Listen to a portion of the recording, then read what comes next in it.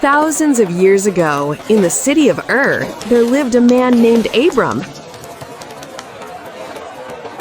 In those days, people worshipped idols, but Abram believed in the one true God.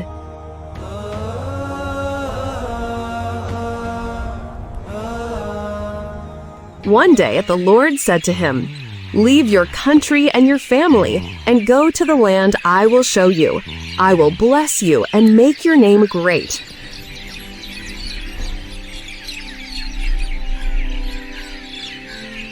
In faith and obedience, Abram set out with his wife Sarai, his nephew Lot, and all their possessions toward the land of Canaan.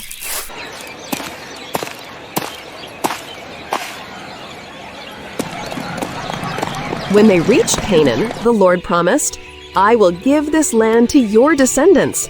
Abram built an altar there and worshipped God. But when a famine struck, he went down to Egypt.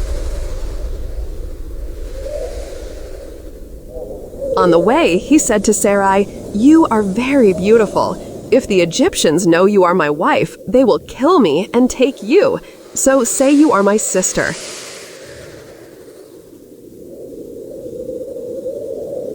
In Egypt, Sarai was taken into Pharaoh's house because of her beauty, unlike anything the Egyptians had seen. Pharaoh gave Abram great wealth, thinking Sarai was his sister.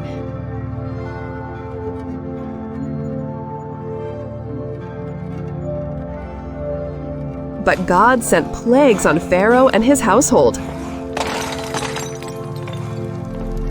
Pharaoh summoned Abram and said, "Why did you deceive me? She is your wife, not your sister. Take her and go." So God protected Sarai, and Abram left Egypt safely. By then, Abram and Lot had many herds and servants, and their herdsmen quarreled. Abram said, "Let's not fight.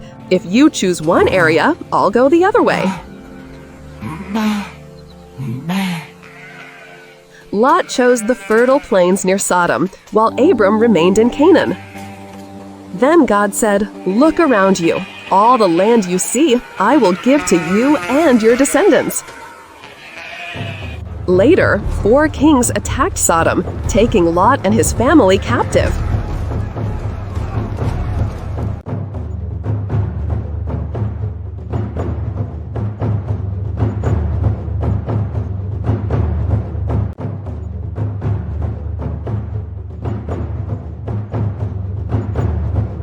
When Abram heard this, he gathered 318 trained men and attacked by night, defeating the kings and rescuing Lot and his household.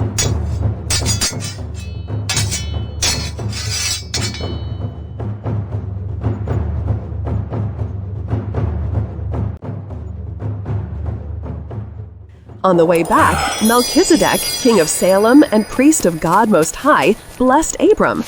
But Lot chose to return to Sodom's comfortable life, a decision that would bring him great trouble.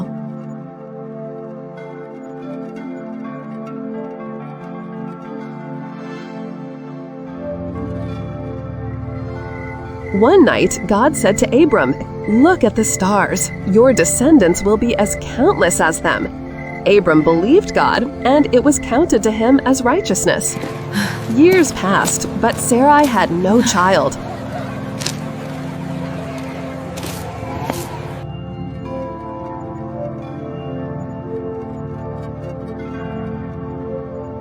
She gave her maid Hagar to Abram,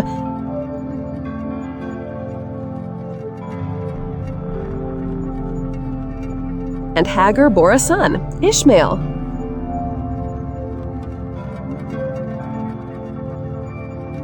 Later, God appeared again and said, "Your descendants will be like the stars, but my covenant will be with the son you will have with Sarai, not with Ishmael. From now on, your name will be Abraham, and Sarah's name will be Sarah. The son will be called Isaac, and through him I will bless your offspring." But jealousy and strife arose.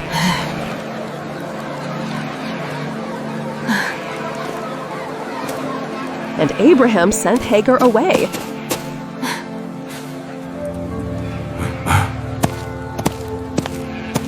Yet the Lord appeared to Hagar and Ishmael and blessed them, saying, "I will also make you fruitful."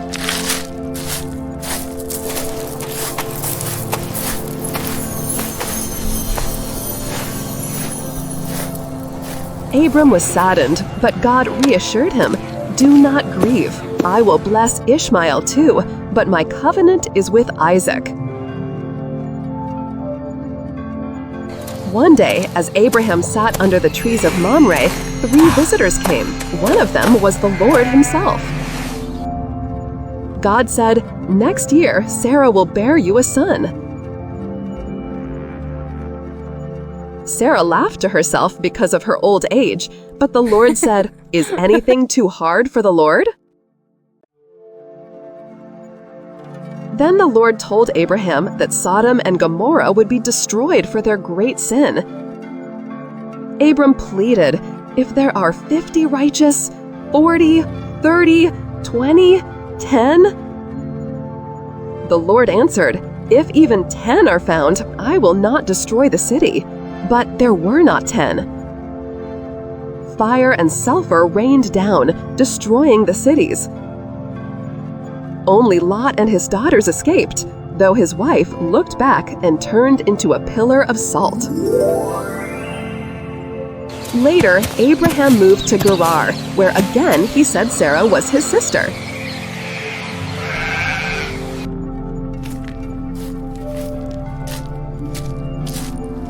King Abimelech took Sarah, but God warned him in a dream. "She is married. Return her, or you and your household will die."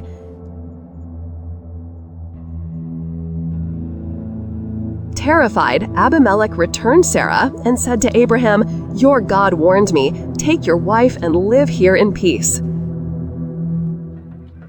In time, Sarah gave birth in her old age to a son, Isaac. She said, "God has brought me laughter, and everyone who hears will laugh with me." When Isaac was 33 years old, God tested Abraham. "Take your son Isaac and offer him as a sacrifice." This was a sign pointing to the future when Jesus Christ would give his life at the age of 33.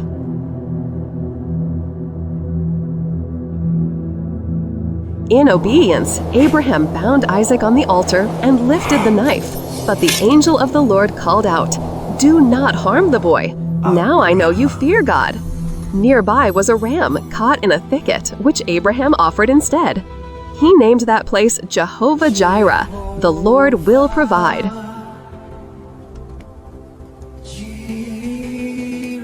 Sarah lived to be 127 years old. Abraham buried her in the cave of Machpelah. In his old age, he sent his servant to find a wife for Isaac, and she brought back Rebekah, who became Isaac's wife.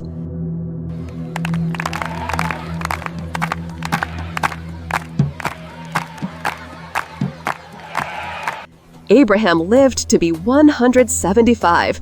He died at a good old age, and Isaac and Ishmael buried him beside Sarah. Thus, Abram, called the friend of God, left an example of faith.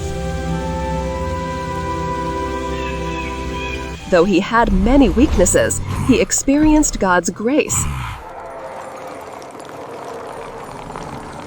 And through his descendants, the great promise was fulfilled, that all the nations of the earth would be blessed.